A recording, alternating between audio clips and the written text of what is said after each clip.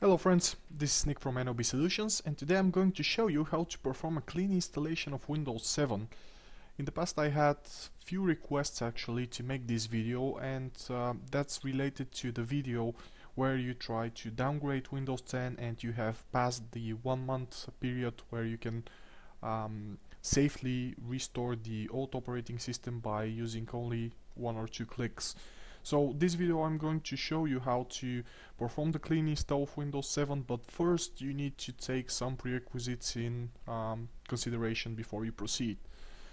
So in this video I'm going to speak about the recovery options. So what I mean by this is basically if you have a laptop that you've bought with previously an already installed operating system, it's always better before you do a clean installation with formatting the disk to see if you have the option to factory reset the laptop. That way, when you factory reset the laptop, it will be reset to the operating system that it came with. So if you bought a laptop with Windows 7, pre-installed Windows 7, it's always a better idea to go for the factory reset of that laptop, and that way it will install all the needed drivers, it will activate your product instead of doing this and following this guide, because this guide will completely wipe the partition with the current operating system and it will install a new one. For the guys that have a custom build laptop or a laptop that doesn't have this option to factory reset it to the previous operating system, you can follow the guide, and this is how I'm going to try to basically save all of the information that you have, because it's always better to save the information instead of wiping everything from it. So for the recovery options, as I said, it depends on the make and the model of the laptop.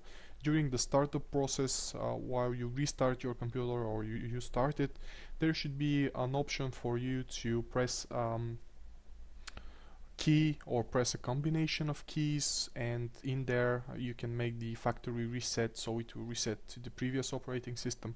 For example, if you have an HP, if you press the Windows function key on the laptop and pressing F11, it will start the recovery options, and from there you will have the option to factory reset it.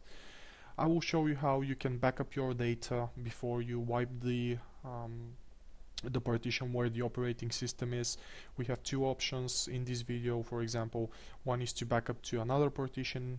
If you don't have any other partitions available, don't worry about it. You can connect an external hard drive or a flash drive and just copy over the information and save it until you perform the clean install.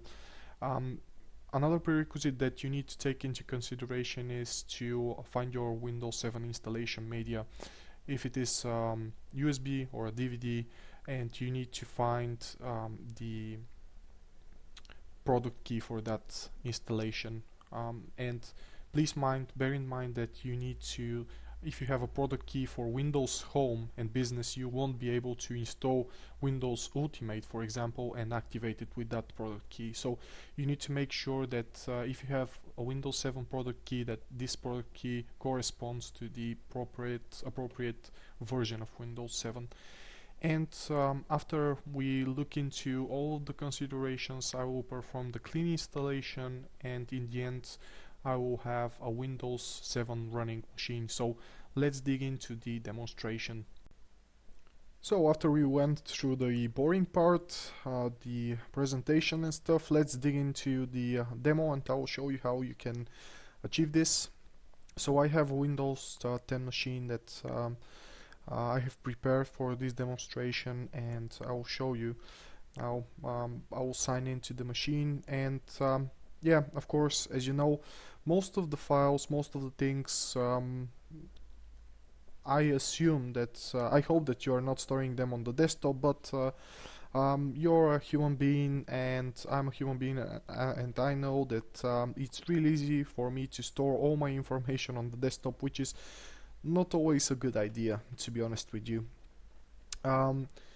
That's why when I install an operating system on a computer, I tend to leave one partition, that is the C drive, only for the operating system, And I usually make another partition to store all my data, information, and so on, because if something happens to my Windows, if I'm not able to boot to it, or if I have to reinstall that, usually what I do is I completely wipe this partition, the C drive, and yeah, I can lose all of my information. So what I recommend doing is going through your, if you have only one partition, only one C drive, and you don't have any others, what you can do is you can use an external hard drive or a thumb drive, and you can go through your C drive, C partition, and go in users and find your folder. There should be the name for your profile. If you don't know your profile, it should be on the top left corner. So I know that mine is Nick, so if you open that, you will see a lot of folders, a lot of containers. So within those containers there could be a lot of information, and yes, you are right, the desktop is the desktop. So if I open this right here, I will see all of my information, all of the documents, all of the folders that I have on my desktop. So what I usually recommend you to do, if you don't want to lose any information or lose as minimal information as possible, is you can copy that. That would be much better to copy them over to, for example, create a new backup folder, and in there you can, let's say, desktop, and copy all the information from the desktop. That way I will know that when I format my C drive, C partition, I will not lose that information. Other folders that you can check within your profile are the documents, of course. A lot of people store the documents, and it's a quick link right here on the left side for the quick access. So you can go through these folders here as well, and I usually go to the profile directly on the C drive because everything is there, and I can go through the profile and choose what to copy and what not. Of course, I will copy over the documents as well. Let's copy that so we don't have any lost files. Not that these files exactly are important, this is just for testing purposes, but you can have a lot of information. So this is the way to do it. This is the way for you to save the information. As I said, if you have only one partition, and there the Windows is installed, you can plug a USB drive, USB stick, and just copy the information there, so you can have it safe. And after you perform the clean installation, you can copy over the information, or this time you can make you can split your disk into multiple partitions. I usually recommend 2 because it's really easy to manage. You have one that is only for operating system and of course programs that you install, and one that is for your personal information, data, any software, games, or whatever you like. So yeah, you can go through all of the folders, copy over the information, copy your favorites from your browser information, export your browser information if you have third-party browsers, because that will be gone after you perform the clean installation. Another thing to mention is that after you perform the clean install of Windows, all of your programs, all of your drivers will be gone. So you will have to find, if you have a disk, a manufacturer disk with the drivers, you will have to install that, because most probably in recent versions of Windows 7, the drivers are injected into the operating system, so you will have most of the functionality of your hardware. But I had issues where I didn't have any Wi-Fi access, or I didn't have any drivers for my internal network card, so I didn't have any network connection, and I had to go to other computers, go online, download the driver, install the driver, the network card driver, and after that I can go ahead and download everything else. But be prepared before you do a clean install, because it's if you have only one machine, it's going to be really hard to make that working again if you are not preparing yourself for that. And as I said in the presentation, it's always the best way to do it is if you have, for example, an HP or Acer laptops or Asus. It depends on the different manufacturers. There should be a system recovery partition. I've looked in a lot of laptops, and if you have this system recovery partition, it's always the best way to use it. And depending on the manufacturer, the make and the model, there are different ways for you to open the recovery and for you to go and recover your operating system. But if you have that recovery partition, during the boot up process, when you see, for example, the HP logo, there should be information where and what button you need to press. For example, it's F11 for HP to press, and it will open the recovery options. From there, it will make a factory reset on your system. So you will receive, and at the end your laptop will be with the operating system that it came with. So if your laptop came with, for example, with Windows 7, you can factory reset it to Windows 7, but and that way it will be automatically activated. But for example, if you have a custom built PC and you don't have this recovery partition, or you have completely deleted this recovery partition and you're not able to see it, you will need to find a DVD and write a Windows 7 on it, or use a USB flash drive and create it. I had my previous video was how to create a bootable flash drive or a DVD with Windows 7, so you can use that video to create an image, media file, and plug it into your system, boot from that, and install the Windows. So let's start with the clean installation. So I'm going to restart the computer, and after the restart it's going to start from my CD or DVD in my case. And if you forgot how to configure your devices to boot, if you restart your computer and it's booting again in Windows 10, even if you have the USB flash stick connected or the CD, you can go ahead into my first video how to clean install Windows 10. In there I will show you how to set your boot priority, and in there you will have to just set for your computer to boot first from the CD. So after I have my Windows 7, I'm going to click my next, and I want to install Windows 7. It's going to load the needed files.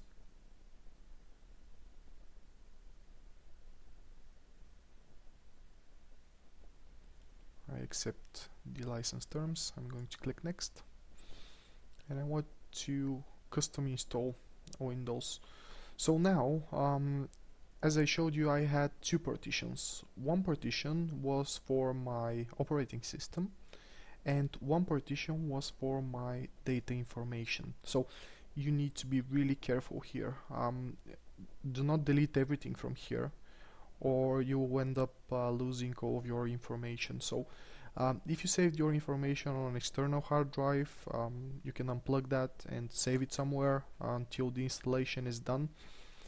If you copied your information to another partition, you need to know what is the exact size of that partition, because that's the easiest way. If you don't know the numeration, that's the easiest way to notice that. From time to time I check it, because for example these are pretty much the same, but I know that under my partition which I have the data, I copied over around 1 megabyte or maybe 2 megabytes of information, and in the OS partition I have a lot of information and I have less free space. So what I need to do is I need to go to Drive Options Advanced, and I'm going to delete this partition, which is the system reserved partition, and this one is reserved by the operating system. There is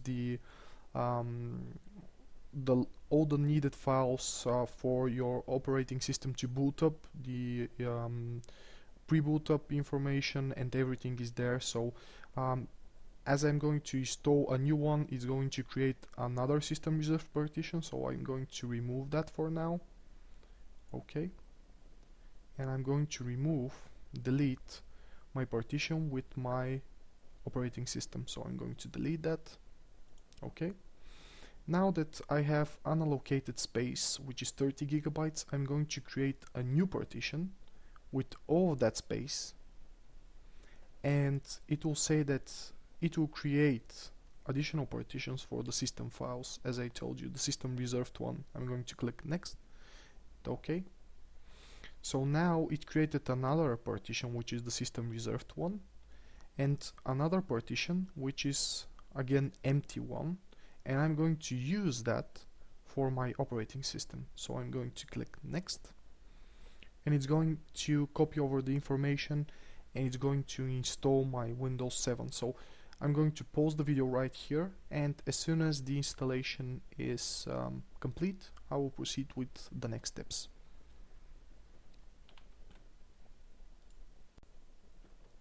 Okay, so my installation is almost complete. So I'm going to unpause the video to show you what are the next steps, so you don't miss anything interesting, which I really doubt that there will be. But let's restart the system.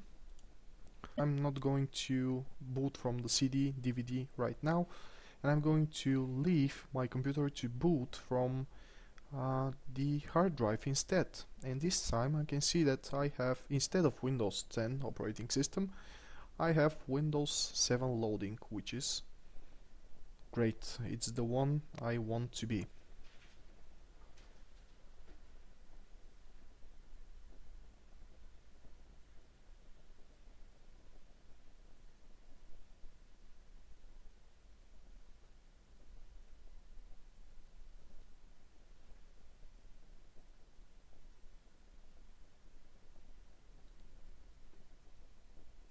So it's completing the installation.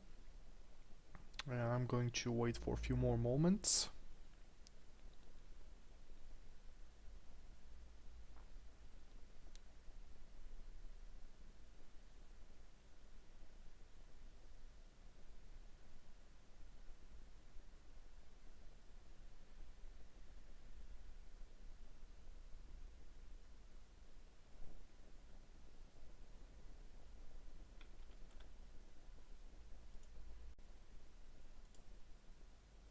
Okay, it's going to restart once again.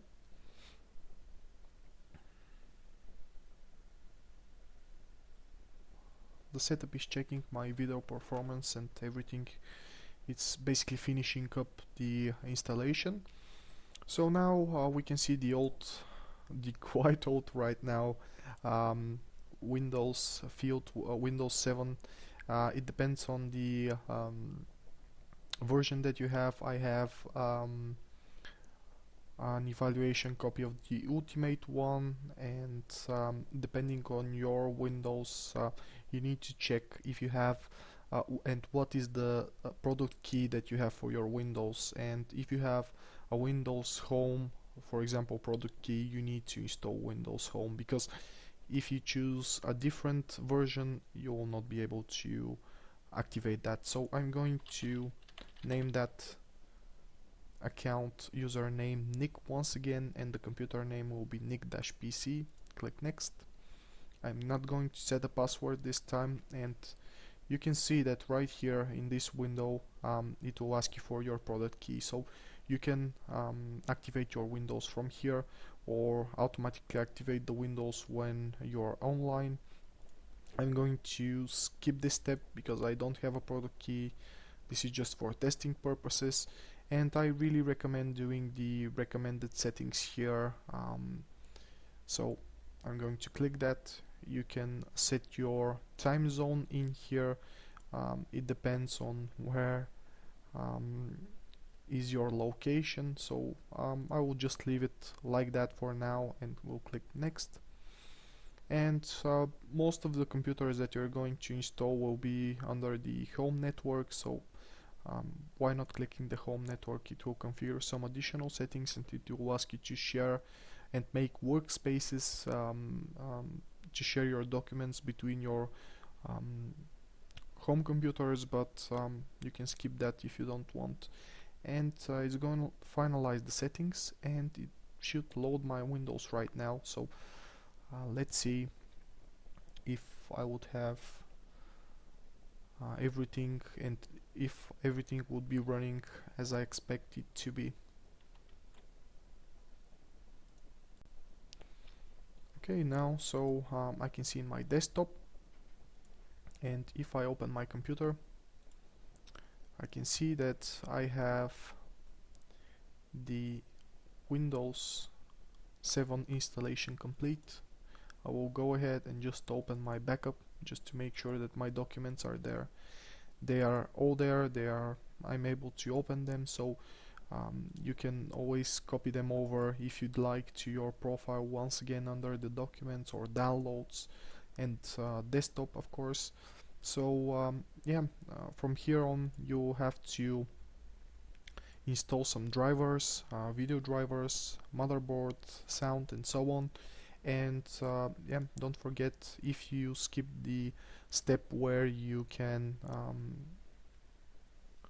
add your product key, you can always do this from the system.